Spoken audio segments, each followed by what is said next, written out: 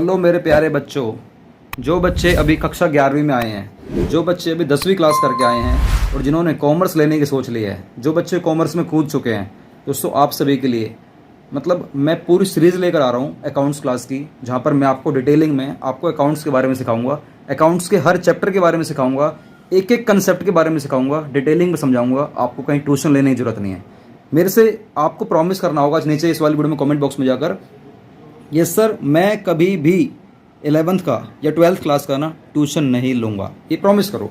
Promise आप एक बात का और करना कि आप ट्यूशन जब ही लोगे जब आपको ये लगता है कि आप वीडियो को अच्छे तरीके से नहीं सुनते हो, या वीडियो को आप डेली नहीं सुनते हो, या आप अपने स्कूल्स टीचर का, आप स्कूल्स के जो भी आपके टीचर हैं जो आपको सिखा रहे हैं, अगर आप उनकी क्लास को नहीं सुनते हो तब आपको ट्यूशन लेना पड़ेगा। अगर आपको लगता है कि आप एक एवरेज स्टूडेंट हो, अगर आप टॉपर हो तो मुझे लगता है कि आप मेरी वीडियो से ना बहुत कुछ सीख जाओगे और आपको कहीं भी कोचिंग लेने की जरूरत नहीं है। जो बच्चे थोड़े से कमज़ोर हैं उनको हमारी वीडियो से भी सीखना होगा, उनको जो आपके स्कूल के टीचर हैं जो सिखा रहे हैं आपको वो भी सीखना होगा, और ज़रूरत पड़ने पर आपको ट्यूशन भी ज्वाइन करना पड़ेगा। तो चलो स्टार्ट करते हैं।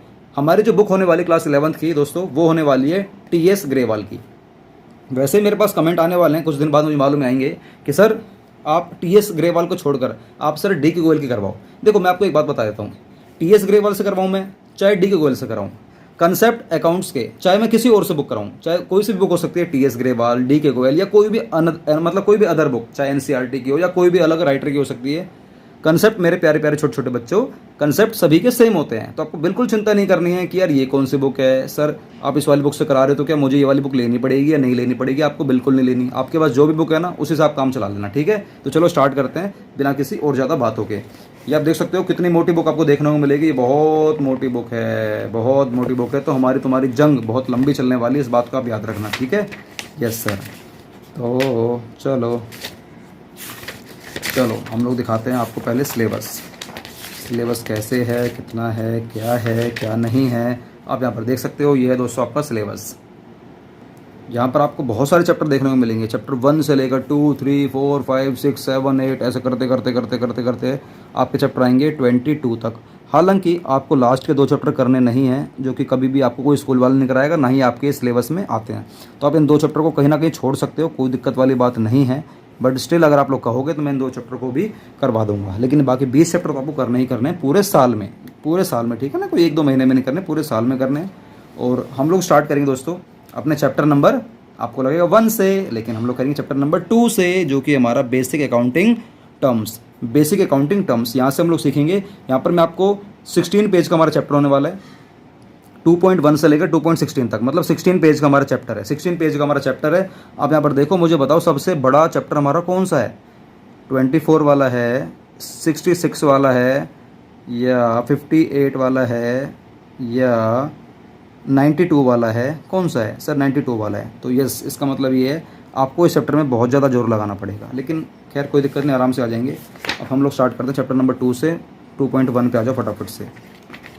ये सर हम समझ क्या सीखने वाले हैं इसमें? आज आप सीखोगे वो सारे वर्ड, वो सारी टर्म्स जो आपको ना पूरे अकाउंट्स में बार बार सुनने को मिलेंगी। तो आपको पता होना चाहिए उन टर्म्स का मतलब क्या है। उन्हीं को बोलते हैं हम लोग बेसिक अकाउंटिंग टर्म्स या टर्मिनोलॉजी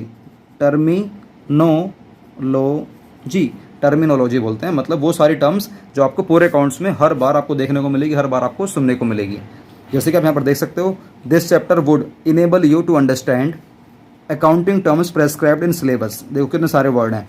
बिजनेस ट्रांजैक्शन है, अकाउंट है, कैपिटल है, ड्राइंग है, लाइबिलिटी है, असेट्स है, रिसिप्ट्स हैं, एक्सपेंडिचर है, एक्सपेंस है, इनकम है, प्रॉफिट है, गेन है, लॉस है, परचेज है। यहाँ पर देखो कितने सारे वर्ड हैं। देखो ये सारे आपको सीखने हैं, सभी को सीखोगे तभी आपको चलेगी पता अकाउंट्स। मतलब ये सभी सीखने के बाद ना समझ जाना कि आपने 1% अकाउंट्स की दुनिया में कदम रख दिया है, ठीक है बच्चों। अभी आप लोग 10th क्लास करके आए हो, अभी आपको पता नहीं अकाउंट्स कैसे पढ़ते हैं। जो बच्चे कमज़ोर हैं, चिंता नहीं करनी, आपको अपने भाई के इस वाले चैनल को सब्सक्राइब कर लेना है। सबसे पहला काम है आपका ही, अभी के अभी सब्सक्राइब कर लो, क्योंकि हम इस वाले चैनल पर आपको अकाउंट्स की फुल नॉलेज देने वाले हैं, इकोनॉमिक्स की फुल नॉलेज देने वाले हैं, यहाँ तक कि आपको बिजनेस स्टडीज़ की फुल नॉलेज देने वाले हैं। और इस टाइप की आपको नॉलेज देने वाला हूँ कि आप आने वाले टाइम में अगर आप कोई बड़े बड़े कोर्स करोगे, आपने सुना होगा ना CA, CS, CMA, ये 3 ऐसी बड़ी बड़ी डिग्री होती हैं बच्चों। अगर आप लोग इनमें घुस जाते हो, अगर आप इनको कर लेते हो ना, तो आप कम से कम 1 से 2 लाख रुपये महीने के कमाओगे। मतलब ये इतनी बड़ी डिग्री होती है हमारी पूरी कॉमर्स लाइन की, CA, CS और CMA। CA सबसे बड़ी होती है, CA में उससे थोड़ी सी छोटी होती है और CS उससे थोड़ी सी छोटी होती है। छोटी का मतलब ये है कि मैं ऐसा नहीं कह रहा कि तीनों का लेवल कम है, नहीं, तीनों बहुत हार्ड होती है, बट CA का सबसे बड़ा नाम होता है, ये याद रखना। और बाकी CA में CS मतलब तीनों का नाम अपने आप में बराबर है, ऐसे में कुछ दिक्कत नहीं बोलूँगा। और एक आती है फोर्थ उंगली, उंगली यही है ना। यहाँ पर आप लोग कोई अदर कोर्स करते हो, जैसे कि BCom करते हो, BCom ऑनर्स करते हो, BBA करते हो, फिर MBA करते हो, MCom करते हो, ये सब देखने को मिलेगा, जहाँ से आप लोग ज़िंदगी में कुछ भी उखाड़ नहीं पाओगे, जहाँ से आप लोग ज़िंदगी में कुछ भी उखाड़ नहीं पाओगे। उखाड़ने को आप यहाँ से भी कुछ उखाड़ नहीं पाओगे अगर आप लोगों ने सिर्फ पढ़ते चले गए और आप लोगों ने प्रैक्टिकल नहीं सीखा तो। अगर आपको ये नहीं पता होगा कि प्रैक्टिकली चीज़ें कैसे अप्लाई करी जाती हैं तो आप इन तीनों से भी कुछ नहीं उखाड़ पाओगे। मैंने ऐसे बहुत सारे लोग देखे हैं, इनसे तो इन्होंने अपनी ज़िंदगी तबाह कर ली है, BCom से, BBA से, इन सब से, ठीक है। इन तीनों से भी कई लोगों ने दोस्तों अपनी ज़िंदगी तबाह करी है, क्योंकि उनके पास सिर्फ डिग्री आ जाती है। डिग्री हालांकि पढ़ने के बाद आती है, यहाँ पर कोई चिटिंग करने का कोई चांस पैदा नहीं होता है, बट फिर भी उनके पास नॉलेज थोड़ी सी कम होती है, इसलिए उनको जॉब थोड़ी सी कम मिलती है, कम पैसों की मिलती है। और कम पैसे मतलब पता कितने होते हैं? कम से कम 50,000 रुपये कम से कम मिलते हैं, 50 से 60,000 रुपये कम से कम है ये। अब आपको लग रहा होगा बहुत ज़्यादा है, तो भैया फैसला आपके हाथ में, ये तो कम से कम बता रहा हूँ। जो अपनी जिंदगी तबाह कर लेते हैं, सिर्फ डिग्री लेकर आते हैं, नॉलेज लेकर नहीं आते, उनको मिलते हैं कम से कम गिरे से गिरे 50,000। तो ठीक है, चलो स्टार्ट करते हैं। हमारा सबसे पहला वर्ड आने वाला है बिजनेस ट्रांजैक्शन। ठीक है बच्चों, बिजनेस ट्रांजैक्शन। तो आप यहाँ पर देखो, ये मैंने पेज पढ़ दिया है और ये मेरे पास एक रजिस्टर होगा। आप लोगों के पास भी एक अपना रजिस्टर होना चाहिए, जहाँ पर आप लोगों को नोट्स लिखने हैं। मैं वैसे नोट्स बहुत कम लिखवाऊंगा, मैं कोशिश करूंगा बुक से ही आपको करवा दूँ। ये जो नोट्स बनाऊंगा, ये जो आपके सामने जो कॉपी आपने देखी थी, रजिस्टर देखा था, नोटबुक देखी थी, यहाँ पर आप लोगों को मैं प्रैक्टिकल क्वेश्चन करके सिखाऊंगा। चलो आ जाओ। जहाँ पर भी आपको लगे ना किसी वर्ड में दिक्कत है, भाई नीचे ना कमेंट बॉक्स में जाकर जरूर पूछना है, नहीं तो मुझे पता कैसे चलेगी आपके मन में क्या चल रहा है, मेरे मन में क्या चल रहा है। ठीक है ना, तो टू वे कम्युनिकेशन जब भी होगा जब आप लोग नीचे कमेंट बॉक्स में जाके अपने ढेरों सारे सवाल करोगे और वीडियो के बारे में अपनी राय बताओ कि सर की वीडियो कैसी है। पहली बात करते हैं बिजनेस ट्रांजैक्शन। ट्रांजैक्शन क्या होता है? ट्रांजैक्शन मतलब होता है लेन देन, और बिजनेस मतलब बिजनेस का लेन देन। क्या मेरी बात समझ में आ रही है? बिजनेस ट्रांजैक्शन मतलब बिजनेस का लेन देन।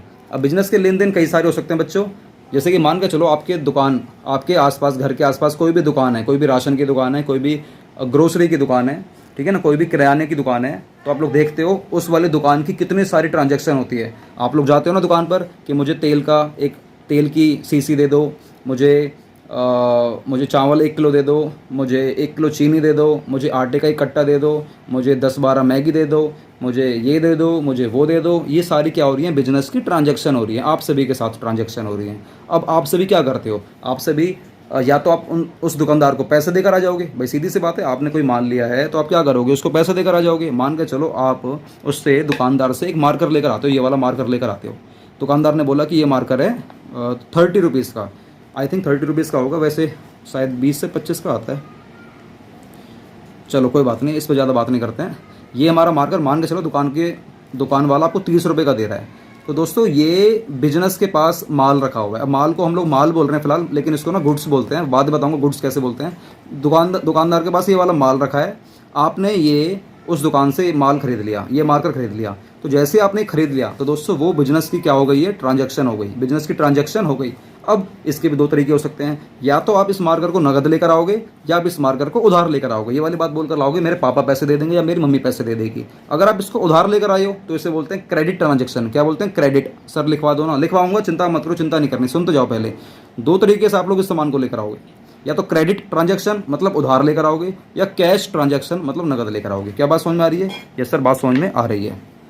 तो क्या आपको ये वाला वर्ड क्लियर हो गया? बिजनेस ट्रांजैक्शन क्या होती है? यस सर क्लियर हो गया। बिजनेस ट्रांजैक्शन का मतलब क्या होता है? मैं आपको थोड़ा सा ना इसी में पढ़वा देता हूँ। The term business transaction means a financial transaction और इकोनॉमिक इवेंट। अब ये इवेंट क्या होता है बाद में बताऊंगा इस वाले वर्ड को, फिलहाल आप ये समझो एक ऐसी टर्म जिसका नाम है business transaction means a financial transaction, मतलब जहाँ पर पैसों का लेन देन होता है। वो बात अलग है आप लोग उधार लेकर आ रहे हो, लेकिन भाई उधार लेकर आ रहे हो इसका मतलब ये भी तो है ना कि कभी ना कभी पैसे दोगे आप उसको, 2 दिन बाद, 4 दिन बाद, 5 दिन बाद, 1 महीने का भी कईयों का वो चलता है, डील चलती है। 1 महीने बाद पैसा आता है सैलरी देने के बाद। जैसे पिताजी को सैलरी मिल जाती है, माता जी को सैलरी मिल जाती है, उसके बाद हम लोग जो भी जिनको पैसा देना हम लोग देकर आते हैं, तो वो फाइनेंशियल ट्रांजैक्शन ही मानी जाएगी, चाहे भले आप लोग उसको उधार लेकर आ रहे हो। ठीक है। Entered into bye 2 parties, 2 party होती हैं, एक सेलर और एक बायर। सेलर जिसने माल बेचा आपको, बायर जिसने माल खरीदा। That initiate the accounting process of recording it in the books of an account. Account मतलब क्या होता है? लेजर। अकाउंट मतलब क्या होता है? लेजर। इसको लिख लेना। अकाउंट मतलब क्या होता है? लेजर, जो कि बाद में बताऊंगा। अकाउंट मतलब लेजर होता है। बस यहाँ तक आपको ये याद रखना है, ठीक है। बस उसके बाद आपको छोड़ देना है। एग्जाम्पल देख लो। Examples of business transactions are sales of goods. किसी दुकानदार ने, किसी मालिक ने आपको क्या बेच दिया? माल बेच दिया। गुड्स मतलब क्या होता है? माल। यहाँ पर गुड मतलब अच्छा नहीं है, वो आप लोगों को 10th क्लास में आपको जो नंबर मिलते थे गुड, यस वेरी गुड, ये वो वाला गुड नहीं है, ये गुड्स है, गुड्स। आपको एस लगाना जरूरी है। गुड्स, गुड्स मतलब क्या होता है? माल। सर माल, कौन सा माल सर? वही जो दुकानदार दुकान पर लेकर आया, बेचने के लिए लेकर आया है। तो उस जो भी दुकानदार जिस भी माल को लेकर आया, अगर बेचने के लिए लेकर आया ना, तो उसको हम लोग किस नाम से जानेंगे? आने वाले समय में गुड्स के नाम से हम लोग जानेंगे। क्या बात क्लियर हो गई? यस सर, बात क्लियर होगी। हम लोग किस नाम से जानेंगे उसको? गुड्स के नाम से जानेंगे। या तो दुकानदार आपको माल बेचेगा, सेल करेगा, या वही दुकानदार भाई कहीं से माल लेकर भी तो आएगा, तो परचेज करेगा। अगर वो दुकानदार आपको माल बेच रहा है, या वही दुकानदार कहीं से माल खरीद के लेकर आ रहा है, परचेज करे चाहे सेल करे, ये सारी क्या मानी जाएगी? बिजनेस की ट्रांजेक्शन मानी जाएगी। या रिसिप्ट फ्रॉम डेटर्स। सर ये डेटर क्या होता है? चिंता मत करो, आपको बताऊंगा, फिलहाल के लिए सुन लो। डेटर मतलब होता है जिससे मुझे पैसा मिलना होता है, जिसको मैंने उधार माल बेचा होता है। डेटर मतलब क्या होता है? जिसको मैंने उधार माल बेचा होता है और वो मुझे आने वाले समय में 2 दिन बाद, 1 दिन बाद, 4 दिन बाद, 1 हफ्ते बाद या 1 महीने बाद अगर मुझे पैसा वापस करेगा, तो वो इंसान, मान लो उसका नाम है राम, उसका नाम क्या है? मान लो राम। अब उसका नाम राम नहीं है, अब उसका नाम क्या बन गया? डेटर बन गया। अब वो डेटर बन गया वो राम, तो उससे मुझे कभी ना कभी पैसा मिलेगा, तो ये भी क्या बन गई? हमारी बिजनेस की ट्रांजैक्शन बन गई। या payment to creditors. Sir creditors कौन होता है? इसका उल्टा होता है, डेटर का उल्टा हमारा क्या होता है? क्रेडिटर। डेटर वो जो मुझे पैसा देगा, मतलब मान के चलो मेरे प्यारे प्यारे छोटे छोटे बच्चों, मान के चलो मैं एक टीचर हूँ आप सभी का, बोलो हाँ यस सर आप टीचर हो। मान के चलो आप लोग हमारे ट्यूशन वाले बैच में आते हो, आप लोग हमारे पास पढ़ने के लिए आते हो, फरीदाबाद में मेरा इंस्टीट्यूट है, वहाँ पर आप लोग पढ़ने आते हो और मैं आपको पढ़ा रहा हूँ। 1 महीने बाद क्या आप मुझे मेरी फीस दोगे? नहीं दोगे? सर देंगे। वो एक अलग बात है, मैं 100 बच्चों को फ्री पढ़ाता हूँ तो मैं फीस लेता नहीं हूँ, तो ये एक अलग बात होगी मेरी वाली केस में। बट मान के चलो मैं आप लोगों से फीस लेता हूँ, हालांकि मैं लेता नहीं हूँ, लेकिन फिर भी मान के चलो मैंने आपको 1 महीना पढ़ा दिया और मेरी फीस है 1000 रुपये महीने की। लेकिन आप लोग मुझे पैसा भी नहीं दे रहे हो, आप कह रहे हो कि सर पापा ना कहीं बाहर गए हुए हैं, घूमने विदेश गए हुए हैं। ठीक है, मान के चलो पापा विदेश गए हुए हैं, लेकिन अभी आपके पास 1000 रुपये नहीं है मुझे देने के लिए। तो आपने बोला कि सर मैं अगले महीने की फीस के साथ आपको इस वाले महीने की फीस भी दे दूंगा। तो आप लोग मेरे क्या बन जाओगे? डेटर बन जाओगे। डेटर मतलब देनदार, डेटर मतलब देनदार। तो आप लोग क्या बन गए? मेरे डेटर। और मैं आप लोगों को क्या बन जाऊंगा? क्रेडिटर। क्रेडिटर मतलब वो, देखो मैं आपको ये बताता हूँ, आप डेटर देनदार होता है, क्रेडिटर लेनदार होता है। तो मैं कौन हूँ आपके लिए? क्रेडिटर। और आप कौन हो मेरे लिए? डेटर। क्या बात समझ में आ रही है? आप हो डेटर, मैं हूँ क्रेडिटर। ठीक है, ऐसे ही हो सकता है कि मैंने परचेज करा हो या कोई सेल करा हो, कोई भी मेरी फिक्स्ड असेट्स। सर ये क्या होती है फिक्स्ड असेट्स? फिक्स्ड असेट्स वो होती है जो मेरे बिजनेस के पास तो रखी है, लेकिन वो बेचने के लिए नहीं है। मैंने क्या बोला? जो सामान मेरे पास रखा है दुकान के अंदर, अगर बेचने के लिए लेकर आया हूँ मैं उसको, मतलब अगर उसको मैं सेलिंग करने के लिए लेकर आया हूँ, तो दोस्तों उसको बोलते हैं हम लोग गुड्स। क्या बोलते हैं उसको? गुड्स। लेकिन मेरे दुकान में कुछ ऐसा सामान भी रखा हुआ है, उसको बेचने के लिए लेकर नहीं आया, उसको मैं यूज़ करने के लिए लेकर आया हूँ, तो उससे क्या बोलेंगे हम लोग? अपनी असेट्स। अब वो असेट्स आपकी फिक्स्ड भी हो सकती है, करंट भी हो सकती है। ये बातें बताऊंगा, सारे वर्ड्स आपको धीरे धीरे आपको बाद में सीखने को मिलेंगे। एक होती है हमारी फिक्स्ड असेट्स, एक होती है हमारी करंट असेट्स। तो जो हमारी होती है फिक्स्ड असेट्स, फिक्स्ड मतलब हो गया एक बार मैंने ले आया तो उसको मैंने लगा दिया, लगा कर भूल जाऊंगा, 2 4 5 साल के लिए भूल जाऊंगा, लगी रहेगी। जैसे कि याद करो, आप किसी किराने की दुकान पर जाते हो तो वहाँ पर कुछ ऐसी मतलब वस्तुएं देखने को मिलेंगी जिनका उपयोग करते हैं वो लोग दुकानदार। जैसे कि दुकानों में आपने देखा होगा फ्रिज रखा रहता है। वो फ्रिज क्यों रखा रहता है? ताकि वो अपनी कोल्ड ड्रिंक्स को ठंडा करते हैं, फिर आप लोगों को दिया जाता है, सेल करा जाता है। तो उनके पास जो फ्रिज है, तो क्या वो बेचने के लिए लेकर आए थे उसको? नहीं सर, वो तो यूज़ करने के लिए लेकर आए हैं। और क्या वो जो फ्रिज है उसकी लाइफ क्या 1 साल से कम है? नहीं सर, उसकी लाइफ 2 साल, 4 साल, 5 साल, 10 साल तक की होती है। तो इसका मतलब वो जो फ्रिज है ना दोस्तों, वो क्या है? हमारा फिक्स्ड असेट्स है, जिसको यूज़ करने के लिए लेकर आया बिजनेसमैन, और उसका इस्तेमाल काफ़ी लंबे समय तक करता है। 2 चीज़ याद रखना, किसी भी वस्तु का इस्तेमाल अगर वो दुकानदार उसका 1 साल से ज़्यादा का इस्तेमाल कर रहा है, और दूसरा उसको वो उपयोग करने के लिए लेकर आया है, ना कि सेल करने के लिए, तो हमारा क्या माना जाएगा? वो फिक्स्ड असेट्स माना जाएगा। मुझे कोई और एग्जाम्पल दो फ्रिज के अलावा। सर फ्रिज के अलावा एग्जांपल देते हैं हम लोग एसी का। भाई क्योंकि दुकानदार है भाई, उसको भी गर्मी लगती होगी, तो उसने अपने सुविधा के लिए उसने एक एसी मंगवा लिया। तो मुझे बताओ, क्या एसी में वो दोनों कंडीशन लग रही है? दोनों। पहली, क्या वो उपयोग करने के लिए लेकर आया है? यस सर, वो यूज़ करने के लिए लेकर आया है। और दूसरा, क्या उसकी लाइफ 1 साल से ज़्यादा की है? यस सर, एसी सर 4 5 साल चलता है, बढ़िया चलता है अगर बढ़िया कंपनी का है तो। इसका मतलब है कि जो एसी है वो भी हमारी क्या मानी जाएगी? फिक्स्ड असेट्स मानी जाएगी। अब आपको ये तो चल गई पता कि फिक्स्ड असेट्स क्या होती है, लेकिन मुझे बताओ, जो उस दुकानदार ने फ्रिज खरीदा, उस दुकानदार ने एसी खरीदा, तो क्या ये बिजनेस की ट्रांजैक्शन मानी जाएगी या नहीं मानी जाएगी? सर बिल्कुल मानी जाएगी। ये सारी हमारी बिजनेस की ट्रांजैक्शन है। कोई भी ऐसी चीज़, चाहे आप दुकान के अंदर लेकर आ रहे हो, चाहे वो बेचने के लिए लेकर आओ, चाहे उसको यूज़ करने के लिए लेकर आओ। दोनों चीज़ याद रखना, चाहे बेचने के लिए चाहे यूज़ करने के लिए, दोनों ही हमारी क्या मानी जाती है, बिजनेस की ट्रांजैक्शन मानी जाती है। ठीक है। उसके बाद पेमेंट ऑफ इंटरेस्ट। कभी कभार दुकानदार जो मालिक है वो इंटरेस्ट की पेमेंट करता है। सर इंटरेस्ट की पेमेंट क्यों करते हैं हम लोग? भाई मुझे एक बात बताओ, मुझे मेरे बिजनेस को बड़ा करना है। मेरे पास 4-5 लाख रुपए थे, मैंने 4-5 लाख रुपए लगा दिए, जितना मेरे पास सामान आना था मेरे पास सामान आ गया, लेकिन मुझे अभी भी और सामान की ज़रूरत है। अगर मैं लेकर नहीं आऊँगा तो मैं मार्केट से पीछे रह जाऊँगा, मैं मार्केट में ग्रो नहीं कर पाऊँगा, और मुझे जो मेरे कॉम्पिटिशन वाले हैं मुझे टिकने नहीं देंगे। तो मुझे अभी 4-5 लाख रुपए की और ज़रूरत है। अब बताओ मैं किसके आगे हाथ फैलाऊंगा? अल्लाह के नाम से मुझे दे दो, अल्लाह के नाम से मुझे दे दो। भैया ऐसे तो पैसे मिलेंगे नहीं 4-5 लाख रुपए, आपको तरीके से लेने पड़ेंगे। तरीका ये होता है, या तो आप लोग बैंक में जाओ, बैंक में कुछ चीज़ें गिरवी रखो और वहाँ से आपको पैसे मिल जाएंगे 4-5 लाख रुपए। सर बैंक वाले ऐसे पैसे दे देते हैं, मुँह उठा के दे देते हैं? नहीं, बैंक वाले मुँह उठा के पैसे नहीं देते। आप उसके कोई जियाजी नहीं लग रहे हो या आपको कोई उसके रिश्तेदार नहीं लग रहे हो। बैंक वाले आपसे ना कुछ गिरवी रखवाते हैं। अब गिरवी में आपकी जो दुकान थी उस दुकान के कागज़ गिरवी रखवा लेंगे, या आपके पास कोई गाड़ी है उस गाड़ी के कागज़ अपने पास रखवा लेंगे और आपको पैसा आराम से मिल जाएगा। लेकिन बैंक ने भाई सीधी सी बात है, आपको पैसा दिया है, 4-5 लाख रुपए दिए हैं, तो बैंक वालों का क्या फ़ायदा बताओ फिर? ऐसे तो भैया ऐसे तो बैंक फिर तो कल को आप भी पहुंच जाओगे लेने के लिए। तो बैंक वाला बोलेगा नहीं बेटा नहीं, आपको मुझे ना कुछ ब्याज देना होगा। तो जो बिजनेसमैन है वो अपने मालिक, वो जो बिजनेसमैन है वो अपने बैंक के मैनेजर को बोलता है कि ठीक है बताओ तुम्हारा क्या रेट चल रहा है, मैं तुम्हें ब्याज देने को तैयार हूँ। और ये बात याद रखना, ये बुक के बाहर की बात बता रहा हूँ, बुक के बाहर की बात है कि बैंक वाला आप लोगों से जो ब्याज लेता है ना वो पूरे साल का लेता है। याद रखना, आजकल जो बैंक का रेट चल रहा है, जो नॉर्मली जो अगर बैंक से लोन लेकर आते हो किसी भी बैंक से, प्राइवेट बैंक से, तो जनरली आपको 8 से 10% में ना लोन मिल जाता है। 12% भी देने वाले 12% वाले भी हैं, 14% वाले भी हैं, 16% वाले भी, 18% वाले भी हैं। हर बैंक का अलग अलग रेट होता है। आपको पता करना पड़ता है कि मुझे आपसे लोन लेना है तो बताओ क्या रेट दोगे।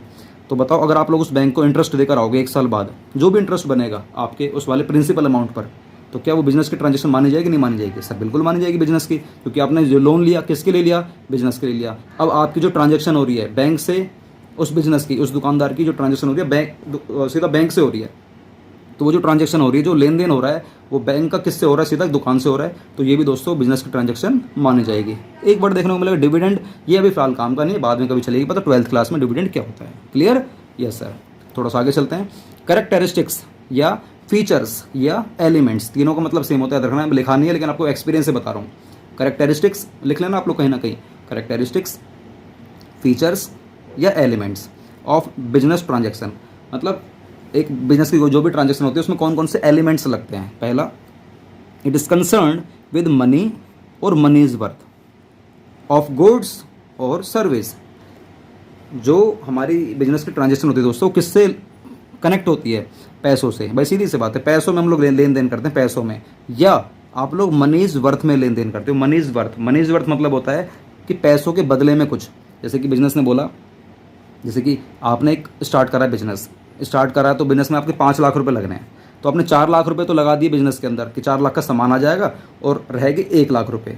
आपने 4 लाख रुपए नकद दे दिए क्योंकि नकद से सामान आएगा। आपके पास 5 लाख रखे हैं ना, 4 लाख और 1 lakh.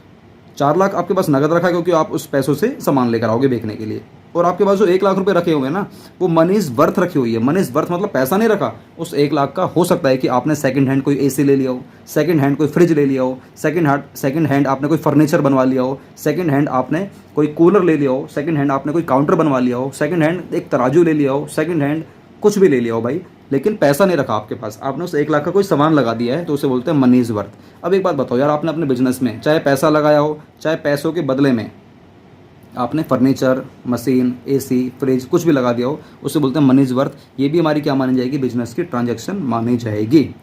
It arises out of the transfer of exchange of goods. फिलहाल के लिए आपका काम का नहीं है। और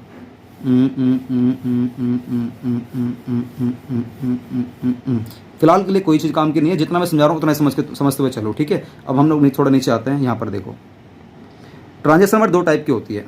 एक relationship with the accounting unit, accounting unit के हिसाब से। अकाउंटिंग यूनिट मतलब होता है बिजनेस के हिसाब से। अकाउंटिंग यूनिट मतलब क्या होता है? बिजनेस। इसका मतलब क्या होता है? बिजनेस। आपको आपके जो भी ट्रांजैक्शन होगी दोस्तों वो 2 टाइप की होती हैं। या तो आप लोग सोचोगे उसको बिजनेस के हिसाब से, या आप सोचोगे उसको मोड के हिसाब से। Mode of settlement of value, मतलब आप उसकी वैल्यू जो कीमत है उसको कैसे सेटल करते हो, उसका मोड क्या है, मतलब क्या तरीका है, किस तरीके से पेमेंट आने वाली है। तो 2 तरीके हैं, हर किसी के 2 तरीके हैं। ट्रांजैक्शन दो तरीके की होती है, या तो आप सोचोगे बिजनेस के हिसाब से, मतलब एक यूनिट के हिसाब से सोचोगे, या आप सोचोगे मोड के हिसाब से। अगर आप सोचते हो बिजनेस के हिसाब से तो जो ट्रांजैक्शन दोस्तों आपकी दो टाइप की फिर हो जाती है। एक होती है हमारी इंटरनल ट्रांजैक्शन, एक होती है हमारी एक्सटर्नल ट्रांजैक्शन। इंटरनल ट्रांजैक्शन का जो हमारा दूसरी नाम है दोस्तों, जो दूसरा नाम है वो है हमारा अकाउंटिंग ट्रांजैक्शन। याद रखोगे, जो हमारा इंटरनल ट्रांजैक्शन है इसका दूसरा नाम क्या है हमारा अकाउंटिंग ट्रांजैक्शन। और जो हमारा एक्सटर्नल ट्रांजैक्शन है इसका हमारा दूसरा नाम क्या है, बिजनेस ट्रांजैक्शन। Business transaction. अब पहले समझते हैं इसको कि ये इंटरनल ट्रांजैक्शन क्या होती है और एक्सटर्नल ट्रांजैक्शन क्या होती है। देखो, इंटरनल मतलब होता है अंदरूनी और एक्सटर्नल मतलब होता है बाहर की। मेरी बात समझो, एक ऐसी ट्रांजैक्शन हो रही है जो आपके बिजनेस के अंदर ही हो रही है, मतलब इसका कस्टमर से डायरेक्ट लिंक है ही नहीं, कस्टमर से कोई लेन देन नहीं है, बिजनेस के अंदर ही ट्रांजैक्शन हो जाएगी। सर ऐसे कैसे सर, मैं दुकान पे अकेला बैठा हूँ, अकेला ट्रांजैक्शन कैसे कर लूँगा, अकेला कैसे कर लूँगा। भाई फील करो यार, अकाउंट्स ना फील करने के ऊपर है। आप लोग जो दुकान के अंदर बैठे हो, 1 घंटे तक कोई ग्राहक नहीं आया, लेकिन उस 1 घंटे के अंदर भी आपने बिजनेस के संग कुछ आपने ट्रांजैक्शन कर ली। सर कुछ कैसे कर ली, सर मुझे बताओ तो सही, कुछ कैसे कर लूँगा। कोई ग्राहक आया नहीं, मैंने किसी को माल दिया नहीं, मैंने किसी से माल खरीदा नहीं, किसी को उधार नहीं बेचा, किसी को नगद नहीं बेचा, फिर भी मेरी ट्रांजैक्शन कैसे हो गई, मेरा फिर भी लेन देन कैसे हो गया, किसके साथ हो गया। सर क्या मेरा भगवान के साथ लेन देन हो गया या मेरा भूत के संग लेन देन हो गया? नहीं बेटा, ना भगवान ना भूत। मुझे एक बात बताओ, आपके पास आप जो एसी लेकर आए हो, 40,000 रुपये की, और उस एसी वाले ने बोल दिया था इसकी एसी की लाइफ सिर्फ 4 साल की है, तो मुझे बताओ हर साल उसकी वैल्यू कितनी गिर रही है? सर हर साल उसकी वैल्यू 10,000 रुपये गिर जाएगी। पहले साल 10,000, दूसरे साल 10,000, फिर 10,000 और फिर 10,000, फिर हमारा एसी की वैल्यू खत्म हो जाएगी। फिर वो आपकी मर्जी है, कवाड़े के भाव में बेचो या उसको घसीट पसीट चलाते रहो। कुछ लोग ना किसी एसेट्स को इतने बुरी तरीके से रौंद के चलाते हैं जब तक कि ना उसकी सांस नहीं निकल जाती है। सांस निकलने के बाद भी कई लोग चलाते हैं यार, उसकी बुरी तरीके से बैंड बजा देते हैं। हमारे पड़ोस में कोई है, एक अंकल स्कूटर चलाया करते थे, जब तक स्कूटर बीच में से दो नहीं हो गया ना तब तक चलाते रहते थे वो। कितनी बार तो बचे थे वो चलो खैर। एक होती है हमारी इंटरनल ट्रांजैक्शन जो कि अंदर हो जाती है, जैसे कि एक होता है वर्ड एग्जांपल ले लेना, एग्जांपल बहुत इंपॉर्टेंट एग्जांपल है इस वाले एग्जांपल का। इंटरनल ट्रांजैक्शन का हमारा एक ही एग्जांपल है, एग्जांपल हमारे और भी कई सारे हो सकते हैं बट ये वाला बहुत बेस्ट माना जाता है। डेप्रीशिएशन। सर ये क्या होता है डेप्रीशिएशन? डेप्रीशिएशन मतलब होता है डेप्रीशिएशन ऑन फिक्स्ड असेट्स। इसका मतलब होता है वैल्यू में गिरावट आ जाना। इसका मतलब क्या होता है? वैल्यू में गिरावट आ जाना। Depreciation on fixed assets. अब ये आपको क्लियर है ना, फिक्स्ड असेट्स क्या होती है? जिसकी लाइफ 1 साल से ज़्यादा होती है और जिसको हम लोग सेल करने के पर्पज़ से लेकर नहीं आते हैं। जैसे कि मेरे पास मान लो रखा है एसी, जिसकी वैल्यू 40,000 रुपये की है। मुझे बताओ क्या हर साल उसकी वैल्यू में कुछ गिरावट आ रही है? सर बिल्कुल आ रही है। तो मुझे बताओ, चाहे ग्राहक आपकी दुकान पर आए, चाहे ग्राहक आपकी दुकान पर नहीं आए, चाहे आप दुकान खोलो, चाहे आप दुकान मत खोलो, चाहे आप पिकनिक मनाने जाओ, चाहे आप पिकनिक मनाने मत जाओ, आपकी उस एसी की वैल्यू में गिरावट डेली की डेली आ रही है नहीं आ रही? मुझे बस ये बताओ। सोचो, मान लो आज आप एक नया फ़ोन लेकर आए हो, घर में लेकर आए हो, OnePlus लेकर आए हो 30,000 रुपये का। आज आप लेकर ही आए हो सुबह 12 बजे, और जैसे ही लाए हो 2 बजे तक आपने उसको अपने घर के कवर्ड में कहीं रख दिया कि मैं 2 बजे के बाद जब पापा आ जाएंगे उनके सामने मैं उसको ओपन करूँगा। लेकिन 2 घंटे बाद क्या आपको लगता है कि जो आप 30,000 रुपये का फ़ोन लेकर आए हो उसकी वैल्यू 2 घंटे बाद भी 30,000 रुपये की है? नहीं सर, कुछ वैल्यू कम हो जाती है। जितनी वैल्यू कम हो जाती है ना, उसी अमाउंट को, जितनी वैल्यू कम हो जाती है उस अमाउंट को क्या बोलते हैं हम लोग? डेप्रीशिएशन। तो मुझे बताओ, आपने क्या उस 2 घंटे में अपने OnePlus फ़ोन को यूज़ करा था? सर बिल्कुल नहीं करा था, लेकिन फिर भी वैल्यू में कमी आई नहीं आई? सर बिल्कुल कमी आई। और क्या आने वाले टाइम में आप यूज़ करोगे 1 दिन 2 दिन 1 साल 2 साल, क्या वैल्यू में और कमी आएगी नहीं आएगी? सर डेली कमी आएगी, हर मिनट कमी आएगी। तो दोस्तों याद रखना, ये हमारे इसे बोलते हैं इंटरनल ट्रांजैक्शन, कि इसका किसी कस्टमर से डील पर कोई फ़र्क नहीं पड़ता। आप अपनी दुकान में एसी लेकर आए हो ना, चाहे आप दुकान चलाओ चाहे मत चलाओ, आपकी ट्रांजैक्शन बिजनेस के साथ उस मालिक की होते जा रही है। एक होती है एक्सटर्नल ट्रांजैक्शन, मतलब जहाँ पर बाहरी लोग आ जाते हैं, बस सीधी सी बात है भाई, आप कस्टमर को माल दे रहे हो, आपने किसी से उधार माल खरीदा है, किसी को उधार माल बेच रहे हो, किसी को आपको किराया देना है, किसी को आपको इंटरेस्ट देना है, किसी को आपको सैलरी देनी है, किसी को आपको कुछ देना है, तो ये सारी ट्रांजैक्शन आपको किसी के संग करनी पड़ेगी, किसी के संग करनी पड़ेगी। इसीलिए हमारी कौन सी ट्रांजैक्शन मानी जाएगी? ये एक्सटर्नल मानी जाएगी, या बिजनेस की ट्रांजैक्शन मानी जाएगी, या बिजनेस की ट्रांजैक्शन मानी जाएगी। क्या बात समझ में आ रही है? Yes sir. अब मान के चलते हैं, mode of settlement of value में क्या होता है? आप मान के चलो मैंने किसी को एसी 4,000 रुपये का, सॉरी मैंने किसी को एसी 40,000 रुपये का सेल कर दिया, नया एसी, मेरा काम एसी बेचने का मान के चलो। अच्छा मुझे एक बात बताओ नीचे कमेंट बॉक्स में, अगर मेरा काम एसी बेचने का है, मेरा काम प्रॉपर काम ही एसी बेचने का है, तो मेरी दुकान में 20 एसी रखे हुए हैं, तो वो एसी वो मेरे लिए फिक्स्ड असेट्स मानी जाएगी या मेरे लिए गुड्स मानी जाएगी? ध्यान से आपको सोच समझ कर आंसर देना है। अगर आपने पूरी वीडियो ध्यान से सुनी है आप लोग तभी जवाब दे पाओगे, वरना नहीं दे पाओगे। मेरा काम ही एसी का, याद रखना, मेरा काम ही एसी बेचने का है, तब मैं अपने किसी एक एसी को सेल कर रहा हूँ किसी कस्टमर को, तो बताओ मैंने गुड्स सेल करा है या मैंने अपनी फिक्स्ड असेट सेल करी है? बस आपको नीचे कमेंट बॉक्स में बताना, देखता हूँ किस में कितना है दिमाग। ठीक है, मान के चलो मैंने एसी बेच दिया है, अगर मैंने नकद बेच दिया होगा तो उसे बोलते हैं कैश ट्रांजैक्शन, और अगर मैंने उसको उधार बेचा होगा तो उसे क्या बोलते हैं हम लोग? क्रेडिट ट्रांजैक्शन बोलते हैं। याद रखोगे? Yes sir. वैसे क्रेडिट आप लोग मत करा करो, क्योंकि क्रेडिट में पैसा डूबने का चांस बहुत ज़्यादा बना रहता है। भाई सीधी सी बात है, माल दे रहे हो तो पैसा लो, ठीक है ना, लेकिन मार्केट में कंपटीशन बहुत ज़्यादा हो जा रहा है यार, आजकल हर कोई उधार माल देने में तैयार रहता है, तो आपको अपने तरीके से देखना होगा। अ ट्रांजैक्शन में बी अ कैश ट्रांजैक्शन और अ क्रेडिट ट्रांजैक्शन। क्लियर? हमारी कैश भी हो सकती है और क्रेडिट भी हो सकती है। When the amount is transacted, paid या रिसीव्ड इमीडिएटली, अगर तुरंत के तुरंत अगर वो हमारा कस्टमर हमें पैसा दे जाता है, on entering into a transaction, it is a cash transaction, फिर हमारी क्या मानी जाएगी? वो कैश ट्रांजैक्शन मानी जाएगी। या तो तुरंत के तुरंत इमीडिएट, या तो दे देता है, या रिसीव्ड मतलब पहले दे चुका होता है। And when it is promised to pay later, अगर प्रॉमिस कर रहा है कि मैं अब तुम बाद में पेमेंट कर दूंगा, तो फिर हम लोग हमारी कौन सी ट्रांजैक्शन मानी जाएगी? वो उधार वाली मानी जाएगी, मतलब क्रेडिट वाली मानी जाएगी। ट्रांजैक्शंस में बी एक्सटर्नल, मतलब between a business entity and a second party, मतलब बाहरी कोई आदमी और बिजनेस के मालिक के संग जो ट्रांजैक्शन होती है उसे बोलते हैं हम लोग external. For example, goods sold on credit to Z, business के मालिक ने अपने माल को बेच दिया। किसको बेच दिया? कोई पार्टी है, उसका नाम है जेड, उसको बेच दिया। तो सीधी सी बात है, मालिक ने किसी भारी आदमी को बेचा है, जेड को बेचा है, तो उसका मतलब कौन सी हमारी ट्रांजेक्शन मानी जाएगी? एक्सटर्नल मानी जाएगी।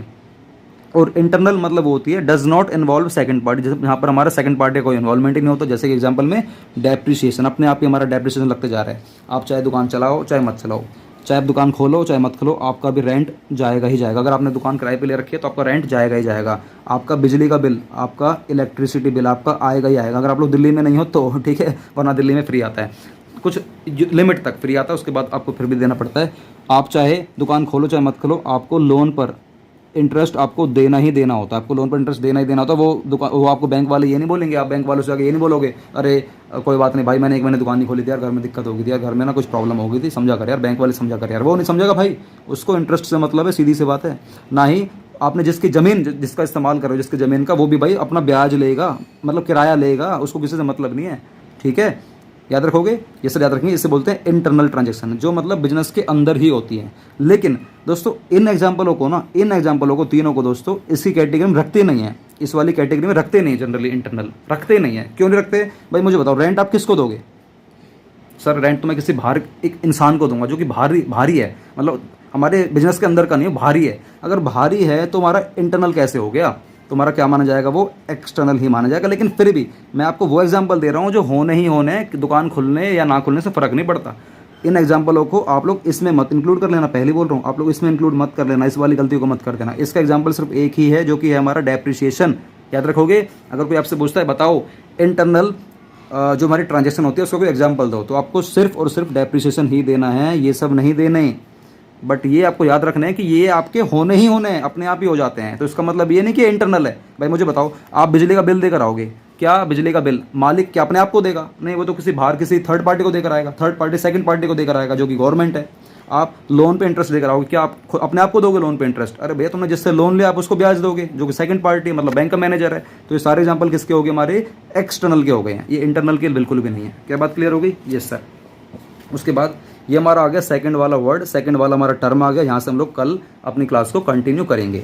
आपको दोस्तों फर्स्ट क्लास कैसी लगी नीचे बताना कमेंट बॉक्स में। आपको मैंने आज क्या सिखाया, आपको थोड़ा सा मैं क्विक रिवीजन दे देता हूँ। आज आपको सिखाया मैंने बिजनेस की ट्रांजैक्शन, ये क्या होती है, चाहे आप इसको नगद में करो, चाहे उधार करो, चाहे आप बाहर वालों के संग करो, चाहे घर वालों के संग करो, चाहे बीवी के संग करो, चाहे बच्चों के संग करो। सर अच्छा, बीवी बच्चों के संग भी नहीं, बीवी बच्चों के संग नहीं भाई, वो अलग चीज़ हो जाती है।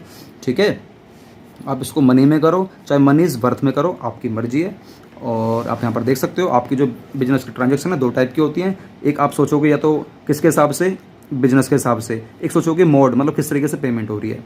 अगर आप सोचते हो बिजनेस के हिसाब से तो दो टाइप की होती हैं, एक इंटरनल, एक होती है एक्सटर्नल।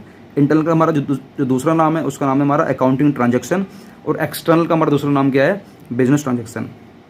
इंटरनल का एग्जांपल एक ही है, डेप्रिसिएशन। एक्सटर्नल के भैया बहुत सारे एग्जांपल हैं, ये आपको जो सारे लिखवाए एग्जांपल सारे हमारे किसके हैं? एक्सटर्नल के। किसके हमारे? ये एक्सटर्नल के हैं सारे। किसके हैं? ये एक्सटर्नल के एग्जांपल हैं। ठीक है, उसके बाद अगर आप कोई डील करते हो, कोई भी ट्रांजैक्शन करते हो, लेन देन करते हो बाहरी किसी कस्टमर के साथ, तो आप वो पेमेंट आपको दो तरीके से कर सकते हैं, या तो नगद करेगा जिसे बोलते हैं कैश ट्रांजैक्शन, या उधार करेगा उसे बोलते हैं हम लोग क्रेडिट ट्रांजैक्शन। याद रखोगे कैश का और क्रेडिट का। एक आपने वर्ड सीखा सेकंड पार्टी। सेकंड पार्टी कौन होता है? बाहरी कोई भी इंसान हो सकता है जो कि बिजनेस के बाहर का होता है, उसे बोलते हैं हम लोग सेकंड पार्टी। याद रखोगे? Yes sir. तो चलो इस वीडियो के बारे में आप लोग राय क्या है? ये फर्स्ट वीडियो है, बिल्कुल बेसिक सबसे पहली वीडियो है, तो आप लोग अपनी राय जरूर देना। और आप लोग को कैसा लगा यार वीडियो के बारे में, जो भी आपकी राय है ना जरूर देना। और आप लोग अगर हमारे व्हाट्सएप ग्रुप में अभी तक नहीं जुड़े दोस्तों, बहुत बड़ी गलती कर रहे हो, व्हाट्सएप ग्रुप में जुड़ जाओ। और एक आपको आज मैं आपकी आंखें खोल देता हूँ, आप लोग कॉमर्स में हो ना, सुनो स्टार्ट करिए आपने 11th क्लास। एक मेरा चैनल आपको सामने देखने को मिल रहा होगा, सामने आपके सामने स्क्रीनशॉट लगा दूंगा। सेकंड वाले चैनल को ना जरूर सब्सक्राइब करना, क्योंकि जो बच्चा कॉमर्स में होता है ना वो स्टार्टिंग में ये वाली गलती बिल्कुल ना करे जो हम जैसे यूट्यूबरों ने करी है या हम जैसे टीचरों ने करी है। हम लोगों ने शेयर मार्केट की दुनिया में ना बहुत लेट कदम रखा था, बहुत लेट। तो हम लोगों को जानकारी तो है, क्योंकि लेट कदम रखा है तो जानकारी तो है, 2-3 साल में काम करते करते होगे। लेकिन सोचो अगर मैं आपकी उम्र में ही इस मार्केट में पहले कदम रख चुका होता तो आज मैं इस मार्केट का योद्धा होता और बहुत मोटा पैसा छाप रहा होता।